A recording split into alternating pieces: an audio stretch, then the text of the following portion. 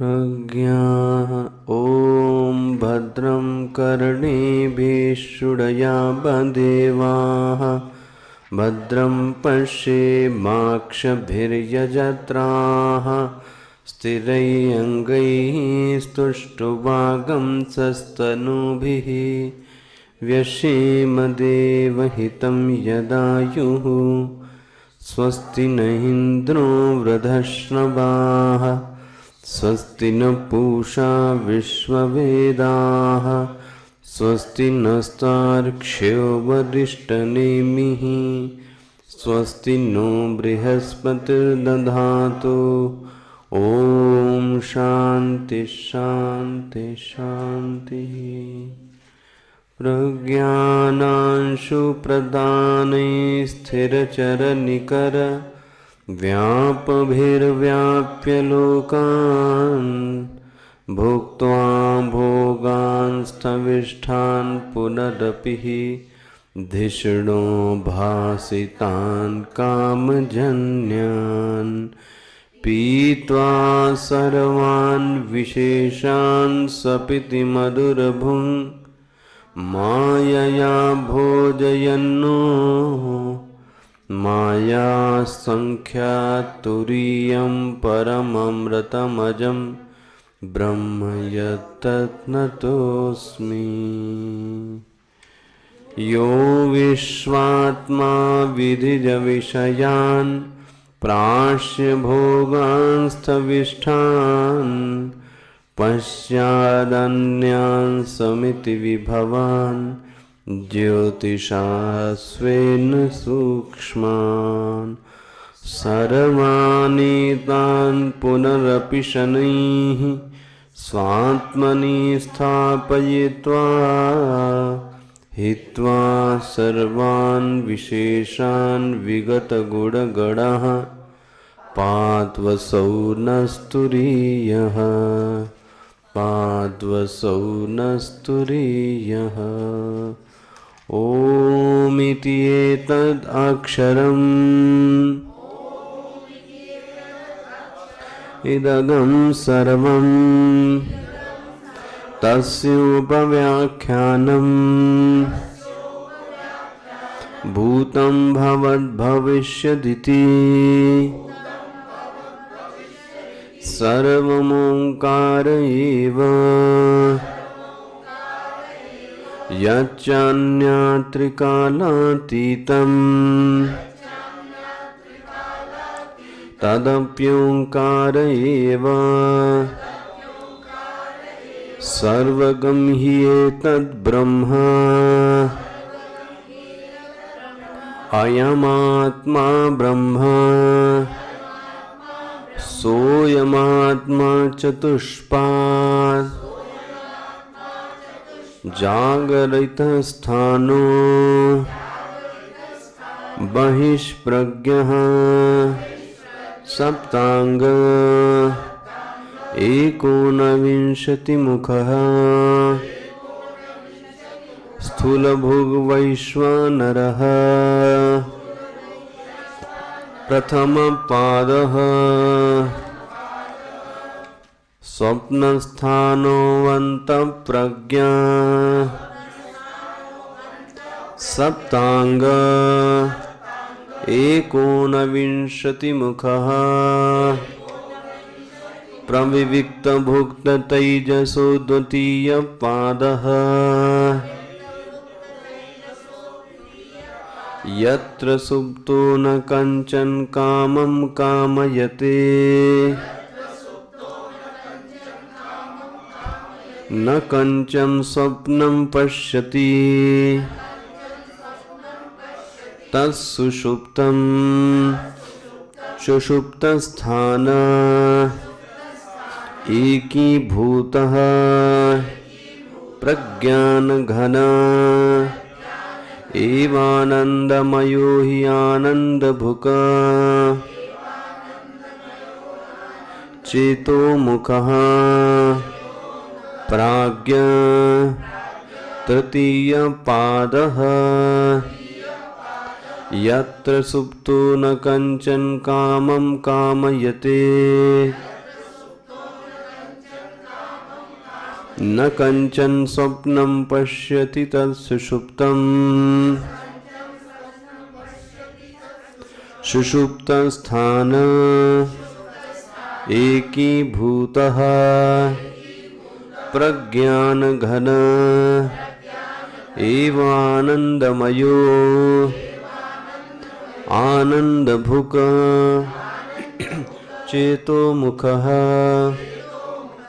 प्राज्ञा तृतीयपादः।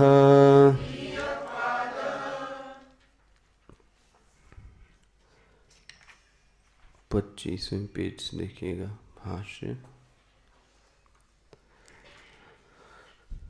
कंचन कामम कामयते नहि सुषुप्तेः पूर्वयो हि इव अन्यथा ग्रहण लक्षणं स्वप्न दर्शनं कामो वा कश्चन विद्यते तदेतत् सुषुप्तं स्थानम् अस्य इति। सुषुप्तस्थानः स्थानद्वय प्रविभक्तं मनस्पंदितं द्वैतजातं तथा रूप अपरित्यागेन अविवेकापन्नं न शयितं ग्रस्तं अह स प्रपंचः काम एकीभूतम् इति उच्यते।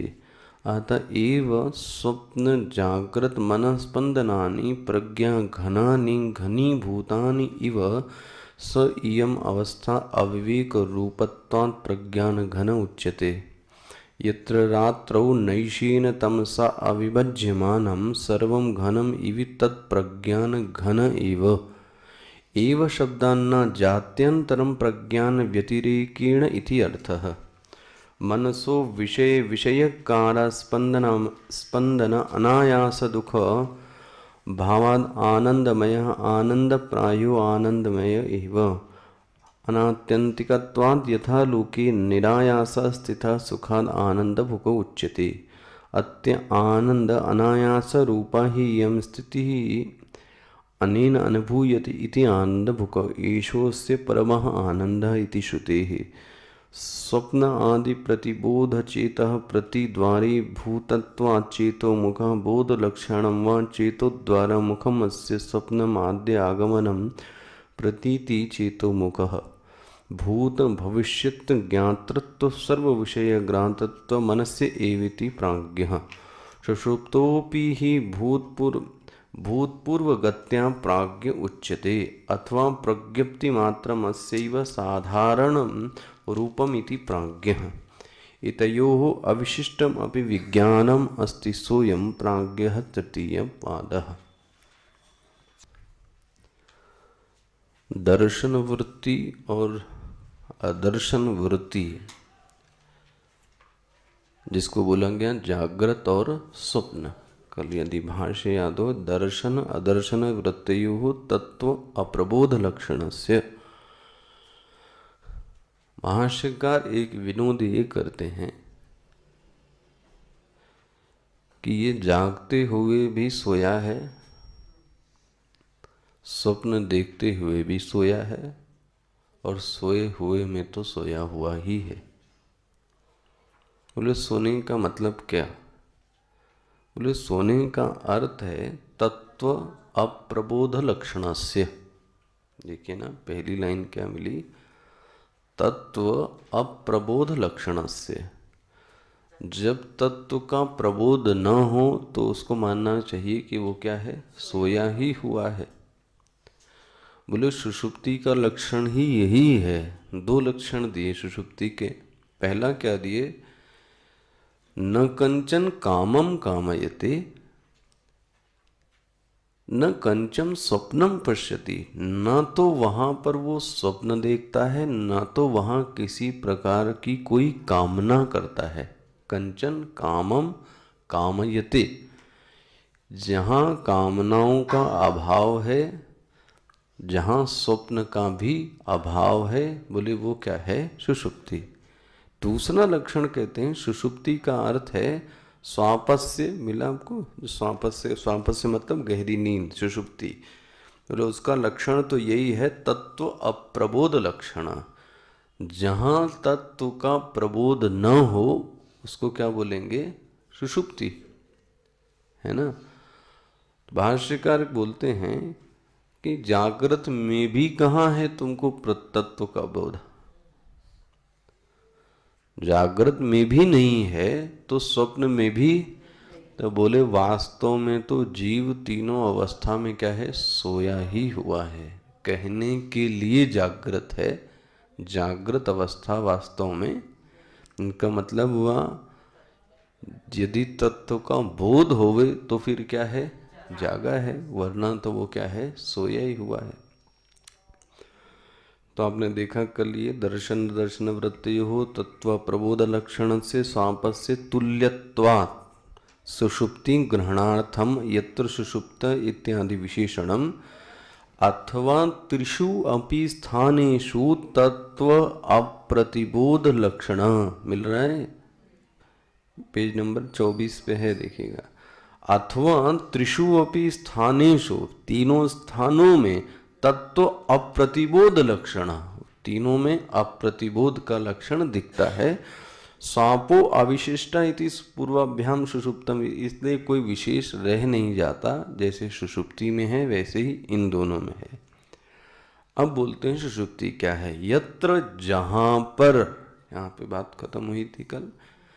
जहां पर, बोले जहां पर मतलब क्या, बोले यत्र मतलब यस्मिन स्थाने, है ना। कल मैंने आपसे निर्णय किया अवस्था कहने का दूसरा तात्पर्य हो जाता है और स्थान कहने से, इसलिए जानबूझ के बोलते हैं यत्र यस्मिन स्थाने काले, स्थान क्या आगे क्या लगा दिया, काले, वा सुप्तौ न कंचन स्वप्नम पश्यति, ना तो वो स्वप्न देखता है, न तो स्वप्न का विषय कुछ भोग है, ना तो कंचन कामम कामयते, ना तो क्या करता है वो कामना ही करता है।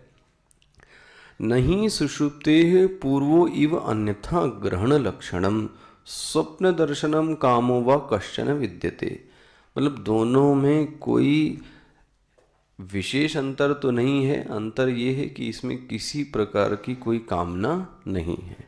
अच्छा जी, तद एतत् सुषुप्तम स्थानम अस्ति इति सुषुप्त स्थान, ऐसे स्थान को जहाँ स्वप्न ना हो, जहाँ जागृत ना हो, उसको क्या बोलेंगे, सुषुप्ति। अच्छा जी, अब बड़ा सुंदर है, बोले जागृत और स्वप्न को बनाने वाला कौन है, मतलब जागृत में जो और स्वप्न में जो बना, और क्या बना, बोले द्वैत बना, बना ना। जागृत में भी क्या है, द्वैत है, और स्वप्न में भी क्या है, लेकिन सुषुप्ति में नहीं है।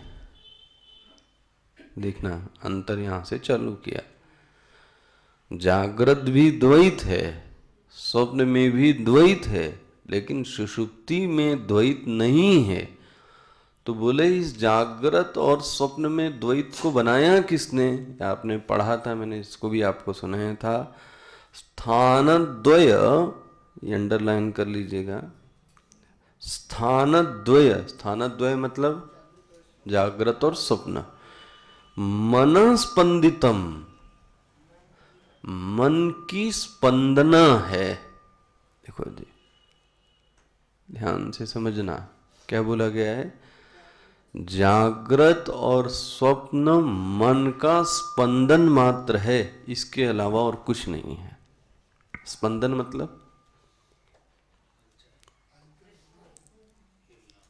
मन की फुरफुराहट, और उस फुरफुराहट में अंतर ये है कि जागृत में जो मन फुरफुराता है वो बहिर्विषयों के कारण होता है, स्वप्न में जो मन फुरफुराता है वो वासना के कारण है। स्वप्न में बहिर्विषयों का अभाव है, हुआ ना, दोनों में अंतर क्या हुआ, जागृत में बहिर्विषय भी है तो घड़ी है, इसलिए मन का स्पंदन है, स्वप्न में घड़ी नहीं है लेकिन वासना है, तो भी किसका है, तो स्वप्न में भी द्वैत है, जागृत में भी द्वैत है, इसलिए भाष्यकार रिपीट करते हैं स्थानद्वय प्रविभक्तम, प्रविभक्तम मतलब अच्छी प्रकार से दोनों बटा हुआ है, क्योंकि इसके कारण बोले मना स्पंदितम, मन के स्पंदन के कारण द्वैत जातम, क्या हो गया वहां पर? द्वैत है। अच्छा यहाँ, हाँ क्या चीज? चंचलता वर्ड नहीं, स्पंदन मतलब ज्ञान, हल्का ज्ञान, मन की फुरफुराहट, मतलब मन में उठने वाला थोड़ा बहुत ज्ञान, मतलब मुझे अपना भान है। ठीक है, इसको क्या बोलेंगे? स्पंदन। अच्छा, तथा अरूप परित्यागेन अविवेकापन्नम न न एष नैशतम, मिल गया आपको? ग्रस्तम अविवाह सप्रपंचस्यम एकीभूतम इति उच्यते। देखो जी, अतः एव जागृत स्वप्न जागृत मन स्पंदनानि प्रज्ञा घनानि, देखो घनीभूतानि इव स इयम अवस्था अविवेक रूपत्वात् प्रज्ञान घन उच्यते। क्या कह रहे हैं जरा देखना इस चीज को। जो सुषुप्ति है वहां पे क्या हाल है? वहां पे मन का स्पंदन तो अब, बोलो जी, रह नहीं गया। अच्छा, ध्यान रखना, मूल श्रुति में शब्द क्या है वो याद रखना। क्या है शब्द? सुषुप्त स्थाना आपने पढ़ लिया। अब जो व्याख्या करनी है वो दो शब्दों की करनी है। किसकी किसकी? पहले एकीभूतः और प्रज्ञान घन, मिल गया। बोलते हैं ये ऐसा हो गया है कि सब कुछ जितना ज्ञान है वो सब एक में ही आ गया है। देखना, अब जो ज्ञान, ये कपड़ा है तो यह स्त्री है, तो ये घट है, तो ये पट है, ये ज्ञान कैसा ज्ञान है? प्रविभक्त ज्ञान है। अब प्रविभक्त नहीं हो गया, ये सब आपस में आके क्या हो गया? बोलो जी, एक हो गया। इसको क्या बोलते हैं? एकीभूतम। क्या बोला गया है? एकीभूतम। सब कुछ आके पूरा का पूरा एक में ही घटमट मिल गया। अब ये पता नहीं लगता है कि ये घट है कि ये पट। समझ में आना है जरा एकीभूतम का क्या अर्थ है? भाष्यकार स्वामी जी ने उसका उदाहरण दिया है कि कुंभकार ने मिट्टी से सकोरे बनाए, कुल्हड़ बनाए, घड़े बनाए, तो अभी उसने उसको आंच में पकाया नहीं, कच्ची मिट्टी से क्या किया? उसको बनाए। तो बहुत सारे बर्तन बनाए, लेकिन पता नहीं क्या हुआ उसको। उसने सब बर्तन उठाए, क्या क्या? सकोरा, घड़ा, कुल्हड़, दिया, सबको उसी मिट्टी में फिर से क्या कर दिया? अब क्या हो गया? वो पहले जो था वो कैसा था? प्रविभक्त। अब कैसा हो गया? तो एकीभूत का मतलब ये नहीं है कि प्रज्ञा नहीं है, रखना। एकीभूत का अर्थ ये नहीं है कि वहां प्रज्ञा नहीं है, लेकिन प्रज्ञा है, लेकिन कैसी है? बोले घनीभूत। घनीभूत मतलब कुछ समझ में नहीं आता कि ये अलग है और ये, पकड़ में आ रहा है क्या कहने का तात्पर्य? प्रज्ञा है लेकिन पदार्थों का अलग अलग ज्ञान नहीं है। ऐसी कोई अवस्था, ऐसा कोई दृष्टांत? पदार्थ हो तो बड़ा अच्छा इन्होंने एक दृष्टांत दिया। यथा रात्रौ नैशेन तमसा अविभज्यमानम, बहुत सुंदर दृष्टांत है।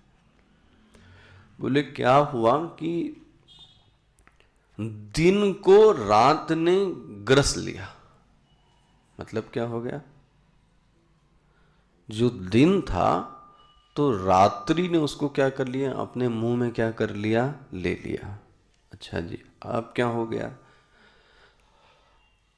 जो चीज दिन में मुझको अलग अलग दिखाई देती थी अब वो मुझे अलग अलग दिखाई, क्या अलग अलग न दिखाई देने के बावजूद, ध्यान से समझना, वस्तु का अस्तित्व नहीं है? पकड़ना ध्यान से। जब हम आप सुषुप्ति में होते हैं तो क्या वस्तु का भान है? पकड़ में आ रहा है? वस्तु का भान न होते हुए भी, अच्छा प्रज्ञा क्या है, लेकिन सब हमारे लिए कैसा हो गया है, एकीभूत। लेकिन स्थिति क्या है, स्टूल अपनी जगह रखा है, डाइनिंग टेबल अपनी जगह रखी है, टीवी अपनी, लेकिन मेरी प्रज्ञा क्या बनी, सब कुछ एक हो गया। समझना जरा, इसी ये साधना जो हम और आप बड़ा इसको फेमस करते हैं, ये हुआ क्या, आपके मन का खेल है थोड़ी देर के लिए, लेकिन कुछ बदलाव हुआ क्या? संत लोग इसको मजाक में बोलते हैं, आंख मीचने से कुछ हो जाएगा? आंख मीच लो, लेकिन जो अलग है वो अलग ही रहेगा। जब तक आंख मीचे रहोगे तब तक कर लो, लेकिन प्रश्न है कितनी देर तक आंख मीचोगे, कितनी देर सोओगे?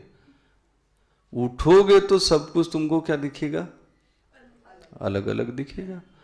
लेकिन सोते समय वस्तु होते हुए भी मुझे सब कुछ एक ही दिखाई देती है। ध्यान रखना, ऐसा नहीं है कि प्रज्ञा नहीं है। जब प्रज्ञा होवे और वस्तु न अदर्शन होवे, ऐसी प्रज्ञा को प्रज्ञान घन कहते हैं।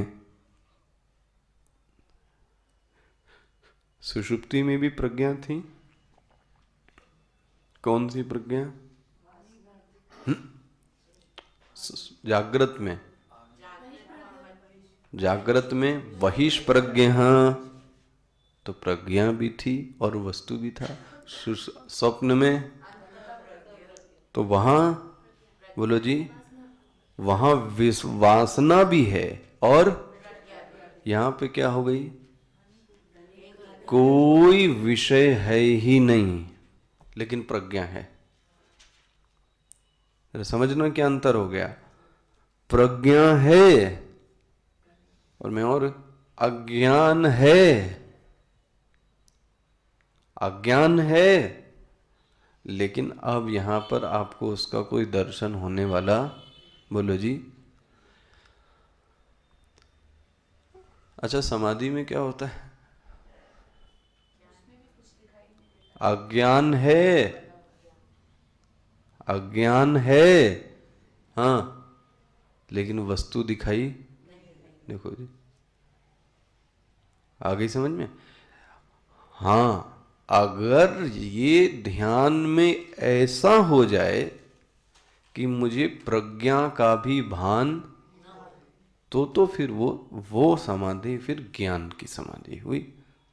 मतलब इसी को मैं कई बार कहता हूं, मुझे यह भान भी न रहे कि मैं ध्यान करने वाला हूं। इसका मतलब क्या हुआ, मतलब क्या हुआ,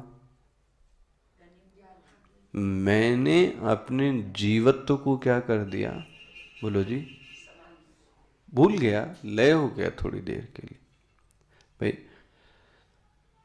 जब आप पिक्चर देखते हैं तो थोड़ी देर के लिए अपने आप को क्या हो जाते हैं, वहां इतना तादात्म्य हो गया, वो हंसता है तो मैं हंसता हूं, वो रोता है मैं रोता हूं। देखो ना, मुझे ये भान नहीं है कि पास में कौन बैठा है। देखो जी, इसका मतलब आपने अपने आप को क्या कर दिया, बोलो जी, भुला दिया। लेकिन भुला दिया इसके बाद भी क्या आप नहीं हैं? बोलो जी। यही चीज सुषुप्ति में है एकदम।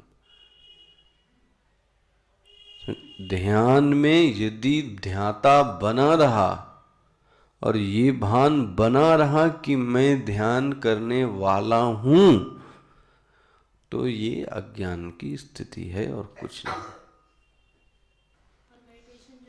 इसलिए कहा गया मेडिटेशन वास्तव में वो मेडिटेशन है जिसको हम और आप समझते हैं वो कंटेम्पलेशन है, मेडिटेशन नहीं है। कंटेम्पलेशन मतलब कहीं एक जगह अपने मन को क्या कर दिया, एकाग्र। लेकिन जो अज्ञान है वो तो क्या है, वो जीवित है। और कई बार तो और अज्ञान जीवित हो गया कि मैं ध्यान करने वाला। इसका मतलब आपको देश का भी भान है, काल का भी भान है और अपना भी। इसको वेदांत ध्यान नहीं मानता। पकड़ में आ रहा है? इसको वेदांत ध्यान की उपमा नहीं देता। देखो जी, असली समाधि, असली ध्यान वो है कि ज्ञातृत्व या मैं ध्यान करने वाला हूं ये भी चीज का क्या हो जाए, लय। देखो ये करके देखना। गुरुदेव इसको बोलते थे कि जिस मोमेंट किसी ने ये सोचा कि मेरा ध्यान अच्छा लगा, उसी मोमेंट उसका ध्यान गया। हम और आप क्या करते हैं, अभी लगाना चालू किया ही नहीं कि सबसे पहले क्या सोचते हैं, कितना अच्छा लगा है। कितना अच्छा लगा मतलब यू आर एंजॉइंग। बोलो जी, you are enjoying what? Peace, state of mind, calmness. यही हुआ ना। अपने को एंजॉय नहीं कर रहे हैं, मैं मन की अवस्था को एंजॉय कर रहा हूं। समझ में आ रहा है? ये तो फिर बहुत सारे खेल होते हैं, उसमें ये भी एक खेल है, अपने आप को एंजॉय करना मन के। बट ये वेदांत का ध्यान नहीं है। समझना, प्रज्ञान घन और एकीभूत, ये दो चीजें समझना। जहां पर प्रज्ञा होवे, लेकिन ऐसी प्रज्ञा घनीभूत होवे कि अलग अलग दिखाई न दे, इसको बोलते हैं प्रज्ञान घन। और जाके सब कुछ एक में मिल जावे, उसको क्या बोलते हैं, एकीभूत। मेरे ख्याल से समझ में आया होगा ये क्या कहना चाहे ना। अब देखो जरा फिर से। अतः ये कंप्लीट कर लो। अतः एव, इसलिए स्वप्न जागृत मनस्पंदनानि। देखो जी, अतः एव स्वप्न जागृत मनस्पंदनानि, जो जागृत और मन के स्पंदन थे, बोले प्रज्ञानानि, जो जागृत की प्रज्ञा थी, जो स्वप्न की प्रज्ञा थी, घनीभूतानि इव, मानो की वो सब क्या हो गई, हुई नहीं है, हुई नहीं है। ध्यान से समझना, स्टूल और डाइनिंग टेबल एक हुआ नहीं है। मानो की लगता है कि एक हो गया। ध्यान से समझना,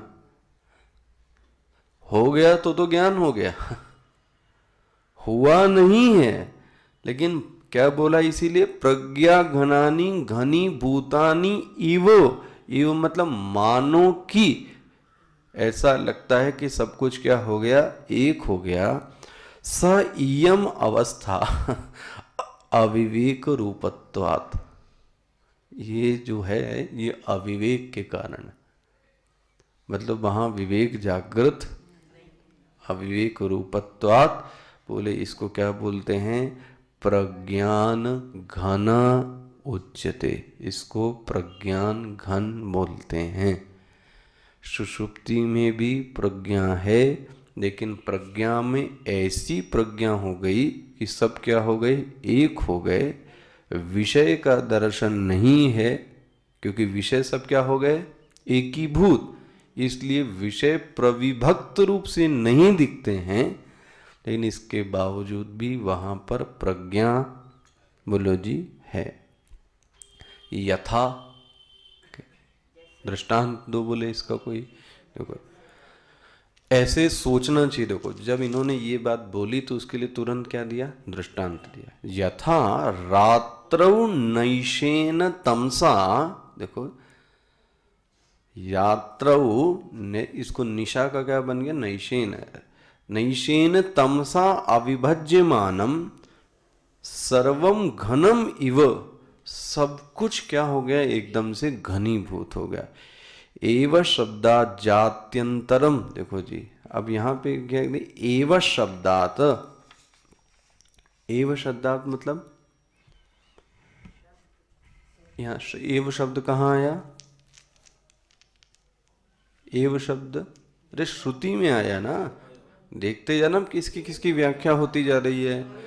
सुषुप्त स्थान एकीभूतः प्रज्ञान घन। अब क्या बोल दिया, एव बोले, क्यों बोल दिया आप, एव का क्या अर्थ है, बोले एव का अर्थ है एव शब्दा न जात्यंतरम प्रज्ञान व्यतिरेकेण इति अर्थः। बोलते हैं जैसे सिर्फ गौ नाम गौ जाति ही रह जाए और कोई जाति न बचे, क्या कौन सी जाति रह जाए, सिर्फ गौ। गौ एक क्या है, गाय एक जाति है, ठीक है। सिर्फ गाय ही रहे और कोई ना रहे तो आप क्या बोलेंगे, बोलो जी एव, गाय ही बची, मतलब और जाति का निषेध हो गया कि और कोई। इसी तरीके से एव शब्दान्न जात्यंतरम, कोई प्रज्ञान के अलावा वहां पर शेष बोलो जी नहीं है।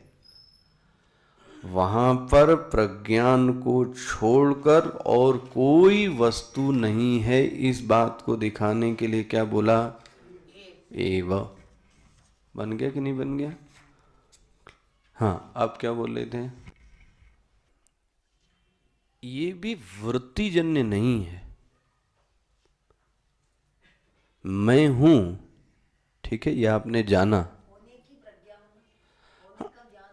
हाँ तो ये तो देखो सदैव बना ही हुआ है। हटाना ये है कि मैं क्या हूं, ये हटाना है। तो मैं हूं तो ये तो अपने आप क्या हो गया, ये कोई प्रज्ञा कैसे बना सकता है कि मैं हूं। ट्रैक समझ में आ रहा है। प्रश्न ये है, मैं पिता हूं, मैं माता हूं, मैं गुरु हूं, मैं, तो जब मैंने ये हटा दिया तो मैं अपने आप ही क्या बचा,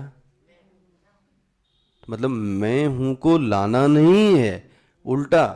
इसलिए पहले दिन से बोल रहा हूं, वेदांत प्रतिपादन नहीं करता, वेदांत निषेध करता है। इनको यदि हटा दें तो आपको कोई नई चीज को उत्पन्न करने की जरूरत है ही नहीं। वृत्ति भी शेष न रहे। वृत्ति मतलब मैं हूं, यदि ये वृत्ति से पता लगता है तो अज्ञान है। बोलना तो दूर की बात है, वहां कोई फुरफुराहट है ही नहीं इस बात की। भाई आप पता नहीं, आपने कभी अपने आप को एनालिसिस करना कि आप दिन में, कभी दिन में 1 मिनट आपको ये भी भान नहीं है कि मैं कुछ हूं, और आपको इतना भान है कि मैं बोलो जी हूं, ठीक है। एक कभी आप अपने ऊपर देखना, यही भान उसका सदैव बना रहता है। मैं यदि वृत्ति से उत्पन्न करूंगा कि मैं हूं तो इसका मतलब दिशा क्या हो गई, कहीं कुछ बदल गई।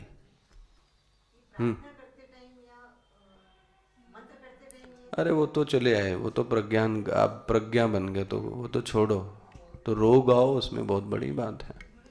हाँ सुसुप्ति स्टेट आपने कहा, नो ड्रीम नो भोग, सब एक में, no separate unit. So can we call it as deep meditation? It is not deep, क्योंकि डीप मेडिटेशन में मुझे भान बना रहता है, लेकिन डीप स्लीप में भान बना, पकड़ में आ रहा है? जब मैं मेडिटेशन करता हूं तो मुझे भान बना रहता है, मैं ध्यान कर रहा हूं। अच्छा, जब मैं सो रहा हूं तो भान भी नहीं है कि मैं सो रहा। दोनों में अंतर हो गया कि नहीं हो गया? मतलब मेडिटेशन ज्ञान की अवस्था हो गई, जो डीप स्लीप हो गई वो किसकी हो गई? वहां तो भान ही नहीं है अपना। पकड़ में आ रहा है कि नहीं आ रहा है? दोनों में कितना अंतर है? तो थोड़े ग्रेट मैन होते हैं, उनको सबसे बेस्ट आइडियाज डीप स्लीप में आते हैं। It's not deep sleep. वो स्टेट ऐसी है कि वो इतने पीस और काम हैं कि उनको वो सब चीज़ें क्या हो जाती हैं, दिखाई देती हैं। वो कोई डीप स्लीप में नहीं है, ध्यान रखना। So called meditation, it's not meditation. Meditation तो सिर्फ ब्रह्म का ही हो सकता है। लेकिन यदि ये सबके लिए कर रहे हैं तो भाई धन का भी ध्यान है। मैंने अब विषयांतर हो जाएगा, ये मैं अपने मन से नहीं कह रहा हूं कि एक व्यक्ति था जिसने स्वामी तेजोमणि जी को ये बात बोली कि आपके कारण मेरी जिंदगी संवर गई, मेरा बिजनेस अच्छा हुआ क्योंकि मैं आपके क्लास में आता था। उनको भी आइडिया नहीं हुआ कि इसको क्या हो गया। तो हुआ क्या? बोले आप ध्यान कराते थे? बोले हाँ मैंने कराया ध्यान। उस ध्यान के कारण ही बोले मेरा जीवन बन गया। क्या बन गया? मैं ध्यान करने बैठता था तो मैं सोचता था कि मुझे इससे इतना पैसा लेना बाकी है, यहाँ पे लगाना है। देखो वो जो स्टेट ऑफ माइंड है वो उसने पूरी की पूरी इन्वेस्ट कर दी किसमें? तो उसको new new ideas, but it is not meditation. समझ? मन की कई, जब आप थोड़ा सटल होंगे तो मन की बहुत सारी अवस्थाएं हैं। जब आपसे बोलता है ध्यान से सुनो, आप बोलते हो अच्छा 1 मिनट, तो आप क्या करते हो? चुपचाप आंख बंद करके आप बोलते 1 मिनट बस। तो 1 मिनट मतलब आप सब कुछ भूल कर उस विषय पर अपने आप को क्या करते हैं? But it is not meditation. पकड़ में आ रही है? तो ये समझ में आया आपकी क्या है? वृत्ति से उत्पन्न हुआ मैं हूं, यह अज्ञान है। अपने आप शेष रह जाए कि मैं हूं, तो ये क्या बचा? ज्ञान। और वृत्ति से बना तो वो वृत्ति भी क्या हो जाएगी? बाद में लय हो जाएगी। तो फिर मेडिटेशन में ये कैसे होगा ब्रह्म का ज्ञान? कैसे? बाद में बताएंगे। अभी सब बता दे तो आज ही क्लास हो जाएगी। ये पीछे लगी है तब से। आप कह रहे हैं मैं हूँ, अगर मैं हूँ होता तो भी तो मैं हूं मतलब कायदे से मैं शब्द भी यहां बचता। हूं को ही व्यक्ति क्या बोल देता है? मैं हूं। वास्तव में तो जो शब्द बचता है वो बचता है सिर्फ सत्ता, अस्तित्व। सत होने का जो भान है उसी को क्या बोलते हैं? सत्ता। उसी को क्या बोलते हैं? अस्तित्व। एव शब्दा न जात्यंतरम प्रज्ञान व्यतिरेकेण। एव जो शब्द है वो ये बताता है कि प्रज्ञान के अलावा वहां पर और कुछ नहीं है। अच्छा, ट्रांसलेशन पढ़ देता हूं। मनसः विषय। अब देखो एक शब्द आया, सुंदर व्याख्या है इसकी। एक शब्द आया आनंदमय। अब बोले ये आनंदमय कहां से आ गया इसमें? तो आप टेक्निकली जानना, जो मय शब्द है वो एक मयट प्रत्यय से बनता है। प्रत्यय को क्या बोलेंगे इसमें? सफिक्स और प्रीफिक्स। पीछे जो लगता है सफिक्स। ऐसे बहुत सारे शब्द बनाओ आप। रसमय, विज्ञानमय, भोगमय, ज्ञानमय, चिन्मय, आया ना? तो जो ये मय शब्द बनता है ये बनता है मयट शब्द से। एक मयट है उसी से बचता है मय। इसके 2 अर्थ होते हैं सदैव। जब भी मय आएगा तो 2 अर्थ में आता है। एक होता है प्रचुर और एक होता है विकार। प्रचुर विकारार्थे। ठीक है, टेक्निकली इतना जानना जरूरी है। किसके लिए? या तो मैं का अर्थ प्रचुर होगा, या तो मैं का अर्थ क्या होगा? जैसे मृत्तिका मय, मतलब क्या हो गया? मृत्तिका यहाँ प्रचुर अर्थ में लिया गया, नहीं लिया गया। तो ज्यादातर जो शब्द लिए गए वो किस अर्थ में लिए गए? प्रचुर अर्थ में। तो यहाँ पे क्या हो गया? आनंदमय। बोले यहाँ पर आनंद ही भरा हुआ है। कहाँ पर? सुषुप्ति में। इसलिए इसको क्या बोला? उसके बारे में बोले मुझे बताइए। देखो उसके बारे में क्या बोलते हैं। मनसो विषय विषयाकार स्पंदन अनायास दुख दुख अभाव। देखो जी क्या है, इस सुषुप्ति में विषय और विषयी का आकाश अन्य अवस्थाओं में, अन्य अवस्था मतलब जागृत और स्वप्न में विषय और विषयी का भान हो रहा था। सुषुप्ति में विषयी और विषय का भान पकड़ में आ रहा है? ध्यान से समझना इस चीज को। क्या बोला? विषय विषयीकार स्पंदन अनायास, विषय और विषयी का अभाव है, इसके कारण व्यक्ति क्या है? बोलते हैं इसका मतलब, बोलते देखो दुनिया में कहा जाता है कि मुझे कोई काम नहीं करना पड़ता, इसलिए मैं सुखी हूं, कहता है आदमी। इसका मतलब क्या हुआ? इसका मतलब क्या हुआ? परिश्रम करने में व्यक्ति अपने आप को क्या समझता है? इसका मतलब कुछ नहीं करने से वो अपने आप को क्या समझ रहा है? ये तो जागृत में भी व्यक्ति कहता है कि मुझे कुछ नहीं करना पड़ता, इसलिए मैं क्या हूं? भाष्यकार कहते हैं जब जागृत में कुछ नहीं करना पड़ता तो सुखी हो, तो सुषुप्ति में वहां तो कुछ नहीं करना पड़ता। और कुछ नहीं मतलब क्या? वहां तो विषय भी नहीं है और तो वहां तो कुछ नहीं करना पड़ता, इसलिए तुम सबसे ज्यादा सुखी कहाँ हो? सुषुप्ति में। देखो जी भाष्यकार क्या बोलते हैं, जरा देखना। विषय विषयाकार स्पंदन आयास दुख अभावात। अगर इस आयास का अभाव हो जाए, आयास का अभाव मतलब कुछ करने का है, बोलते हैं ना आयास और प्रयास, इसका अभाव हो जाए, आनंदमय आनंद प्रायो आनंद एव। लेकिन भाष्यकार कहते हैं ध्यान रख लेना, ये आनंद ब्रह्म का आनंद नहीं है। कहीं तुम अब सोना ही चालू कर दो जो सोते ही हो और सोने लगो, क्यों? क्योंकि इसमें क्या मिलता है? बोले वो नहीं है, वो ब्रह्मानंद की बात नहीं है। क्यों? देखो वो क्या बोलते हैं, अनात्यंतिकत्वात्। आत्यंतिक नहीं है, कैसा है? अनात्यंतिकत्वात्, ये खत्म होने वाला है। ब्रह्म का आनंद खत्म होने वाला, ये तो तुम जहां सो के उठे तो तुम्हारा आनंद क्या हो गया? इसका मतलब ये आनंद ब्रह्म का आनंद। आई बात समझ में? आपको कल दिखाएंगे, मेरे भी काम है। ओम पूर्णमदः पूर्णमिदं पूर्णात् पूर्णमुदच्यते पूर्णस्य पूर्णमादाय पूर्णमेवावशिष्यते। ओम शांति शांति शांति। हरि ओम। श्री गुरुभ्यो नमः। हरि ओम।